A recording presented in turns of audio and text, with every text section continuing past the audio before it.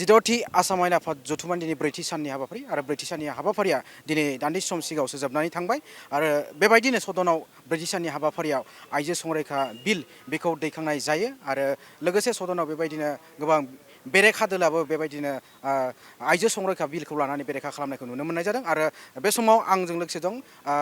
BPFनि MLA बिथां आरो बिथांजों मिथिना लागोन खायसे बाथ्रा बे आइजो संरैखा बिलखौ लानानै दिनै नोंथांमोननि फारसेनिफ्राय BPF दलनि फारसेनिफ्राय आइजो संरैखा बिलखौ लानानै माबायदि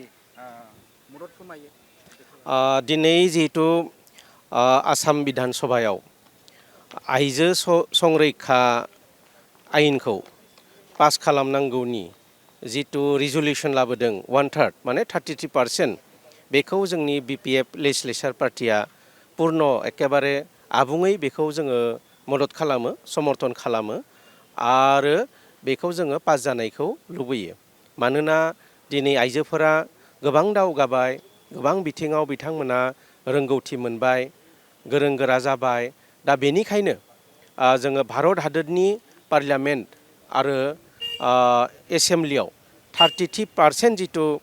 बे पास खालामनो नागिरदों भारत सरकारा बेखौ जोङो पास जानायखौ हास्थायनानै दिनै आसाम बिधान सभायाव जितु अजन्ता नियक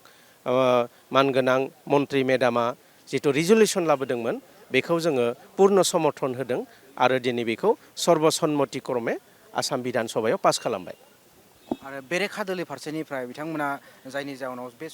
आइजो संरैखा बिलखौ बेरेखा खालामनानै सदन नागारनाय जादों बे बिथिङाव नोंथांमोना मा बुङो बिथांमोननि जितु सदन नागारनाय बियो आइजो बेरेखा मोनसे बिथांमोननि जितु सिन्ता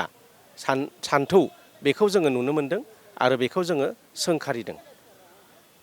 गोजोननाय थाबाय सार बिथाङानो जादोंमोन बाक्सा बिधान सभा बियाबनि मानगोनां MLA मनेस्वर ब्रह्म बिथाङा गावनि BPF दोलोनि फारसेनिफ्राय बे आइजो संरैखा बिलखौ लानानै बिजाथाय फोरमायबाय